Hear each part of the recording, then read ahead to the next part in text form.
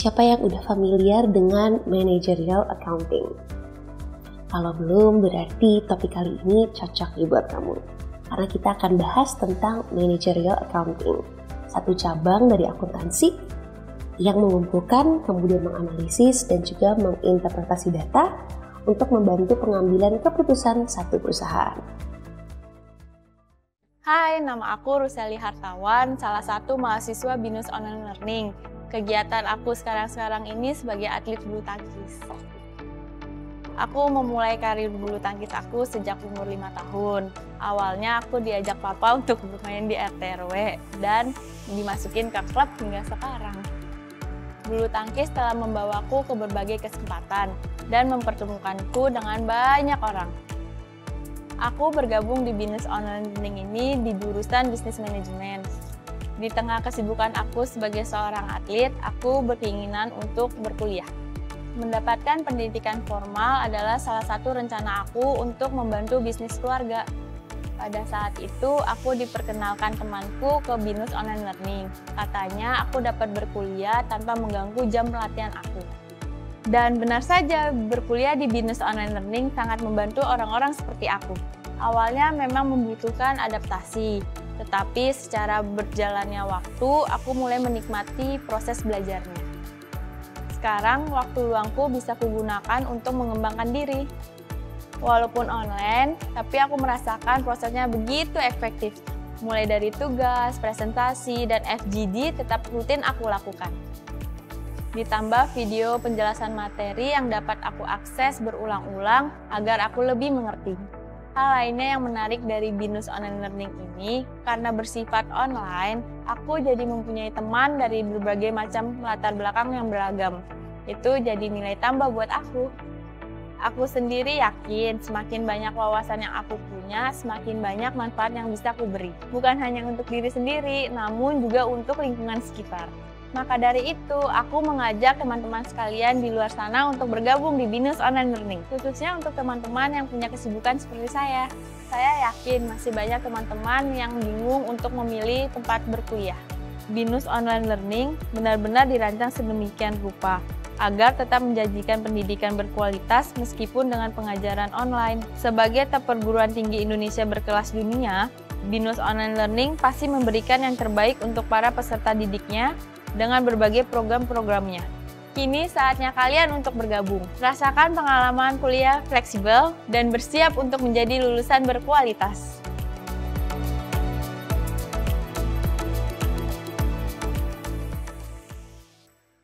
Di Bionik kali ini kita akan fokus untuk bahas tentang budgeting.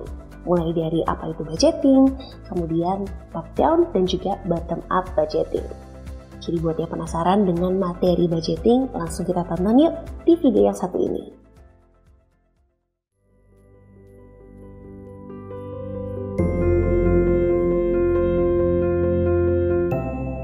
Halo semua, apa kabar? Semoga selalu dalam keadaan sehat ya. Pada sesi kali ini kita akan membahas mengenai Introduction to Budgeting for Small Medium Enterprise. Selamat menyimak pembelajaran hari ini. Sebuah bisnis tidak terlepas dari upaya pengelolaan keuangan untuk mencapai tujuan yang diharapkan. Masing-masing skala usaha, baik kecil maupun usaha menengah, perlu menerapkan pengelolaan keuangan yang tepat, salah satunya dengan melakukan perencanaan keuangan yang dikenal dengan pembuatan anggaran atau penganggaran atau budgeting. Anggaran merupakan suatu rencana atau proyeksi usaha yang berkaitan dengan uang. Anggaran juga dapat diartikan sebagai perencanaan keuangan yang disusun secara sistematis yang dinyatakan dalam unit moneter yang meliputi seluruh kegiatan usaha untuk jangka waktu tertentu di masa yang akan datang. Anggaran biasanya dibuat di awal periode atau di akhir periode untuk dibandingkan dengan realisasi di periode berikutnya. Maka dari itu, selain untuk perencanaan, anggaran memainkan peranan penting dalam pengendalian dan evaluasi terkait keuangan. Anggaran juga berfungsi untuk memperbaiki komunikasi dan koordinasi, suatu peranan yang menjadi semakin penting seiring dengan berkembangnya ukuran usaha. Anggaran memiliki beberapa manfaat antara lain yaitu sebagai alat perencanaan kegiatan organisasi dan pusat pertanggungjawaban dalam jangka pendek. Yang kedua, membantu mengordinasikan rencana jangka pendek.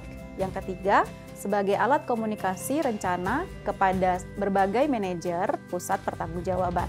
Anggaran juga berfungsi sebagai alat untuk memotivasi para manajer atau kepala divisi untuk mencapai tujuan pusat pertanggungjawaban yang dipimpinnya. Anggaran juga menjadi alat pengendalian kegiatan dan penilaian kinerja oleh pusat-pusat pertanggungjawaban dan para manajer atau kepala divisi, serta anggaran sebagai alat perekaman historis dan evaluasi untuk penyusunan proyeksi keuangan di periode selanjutnya. Maka dari itu, anggaran memiliki beberapa fungsi yang terbagi menjadi fungsi perencanaan, fungsi koordinasi, fungsi komunikasi, fungsi motivasi, fungsi pengendalian dan evaluasi, serta fungsi pendidikan. Anggaran memiliki 6 prinsip yang harus dijalankan dalam prosesnya. Pertama, anggaran harus bersifat komprehensif, yang berarti bahwa anggaran harus menunjukkan semua penerimaan dan pengeluaran usaha secara jelas dan terstruktur.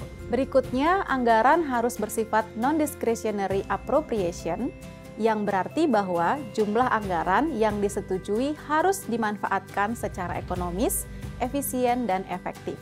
Anggaran juga bersifat periodik, berarti bahwa anggaran merupakan suatu proses yang dilakukan secara rutin dan berkala, yakni bisa bersifat bulanan, semesteran, tahunan, atau multitahunan, tergantung pada kebutuhan pembuatan anggaran itu sendiri. Akurat berarti estimasi anggaran hendaknya tidak memasukkan cadangan yang tersembunyi yang dapat dijadikan sebagai kantong-kantong pemborosan dan inefisiensi, serta dapat memunculkan underestimate pendapatan dan overestimate pengeluaran. Prinsip terakhir, anggaran harus jelas, sederhana, dapat dipahami oleh pihak-pihak yang bersangkutan dan tidak membingungkan. Diketahui, anggaran harus diinformasikan kepada pihak-pihak yang bersangkutan. Demikianlah akhir dari video materi Introduction to Budgeting for Small Medium Enterprise.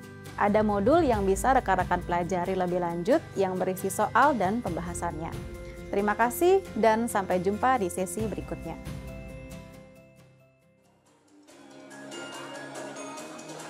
Guna mempererat hubungan seluruh BINUSian dan menciptakan sinergi, BINUS University untuk yang ketiga kalinya menggelar Alumni Gathering Wisuda 70 BINUS Online di BINUS University at Kemanggisan, Kampus Anggrek. Dengan mengangkat tema Flow Like Water, Drive Your Future, para alumni program Beyond diharapkan dapat terus berkarya, membina dan memberdayakan masyarakat di seluruh Nusantara, serta mempersiapkan alumni untuk menata masa depan. Banyak ilmu-ilmu baru yang kita dapat karena kan setelah lulus ini kan kita harus mempersiapkan diri nih buat ke karir selanjutnya itu akan gimana gitu. Jadi tadi lumayan banyak insight gitu sih dari HR tadi ya yang udah disampaikan tadi.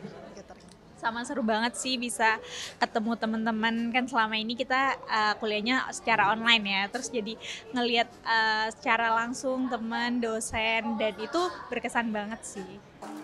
Dengan menghadirkan talk show inspiratif bertajuk From Classroom to Career, Your Smooth Transition to a Successful Career Launch, Head of Talent Acquisition and Total Rewards at PT Elang Mahkota Teknologi Tbk, Erika Suwarandani, memaparkan soal langkah-langkah menyiapkan diri untuk menggapai karir impian.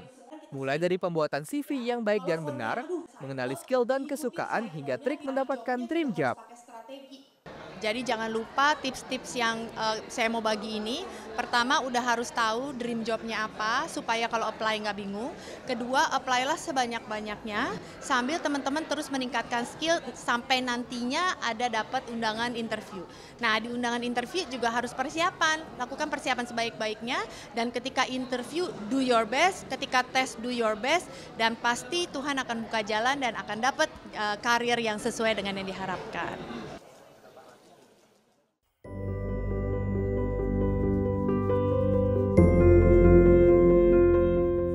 Halo rekan-rekan, selamat datang kembali. Apa kabar? Semoga selalu dalam keadaan sehat ya. Pada sesi kali ini kita akan membahas mengenai top down and bottom up budgeting. Sudah siap untuk mendapatkan banyak ilmu? Yuk kita mulai. Anggaran dibuat untuk kepentingan usaha, sehingga dalam skala apapun usaha tersebut, pengelolaan keuangan akan menjadi semakin baik dan efisien. Jangan sampai pembuatan anggaran malah menjadi hambatan bagi pelaku usaha karena dalam penyusunannya tidak dilakukan dengan tepat.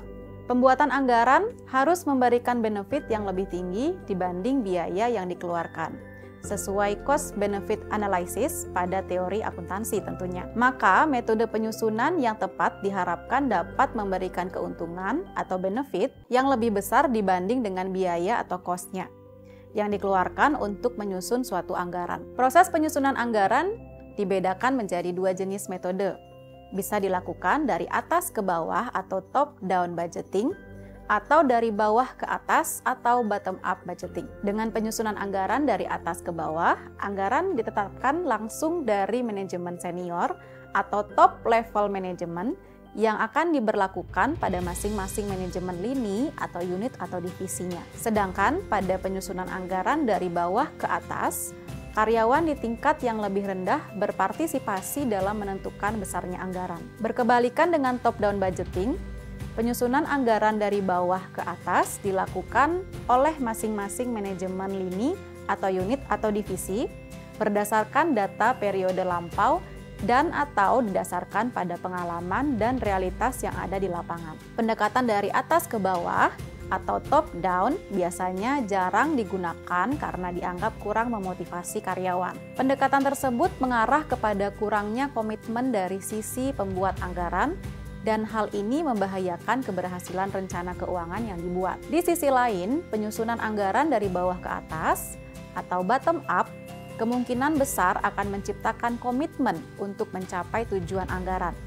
Tetapi, jika tidak dikendalikan dengan hati-hati, pendekatan ini dapat menghasilkan jumlah yang sangat mudah atau yang tidak sesuai dengan tujuan keseluruhan usaha. Sebenarnya, proses penyusunan anggaran yang efektif menggabungkan kedua pendekatan tersebut. Pembuat anggaran mempersiapkan draft pertama anggaran untuk bidang tanggung jawab mereka yang merupakan pendekatan dari bawah ke atas. Namun di sisi lain, pelaksanaannya dilakukan berdasar pedoman yang ditetapkan pada tingkat manajemen yang lebih tinggi yang merupakan pendekatan dari atas ke bawah. Manajer senior meninjau dan mengkritik anggaran yang diusulkan. Proses persetujuan yang tegas membantu untuk memastikan bahwa pembuat anggaran tidak main-main dengan sistem penyusunan anggaran atau sering dikenal dengan budgetary slack yang memiliki definisi sama dengan prinsip akurat pada penjelasan sebelumnya. Tetapi proses peninjauan sebaiknya harus dipandang adil, sehingga sekalipun jika atasan berupaya untuk mengubah jumlah anggaran, dia harus mencoba untuk meyakinkan pembuat anggaran bahwa perubahan itu wajar.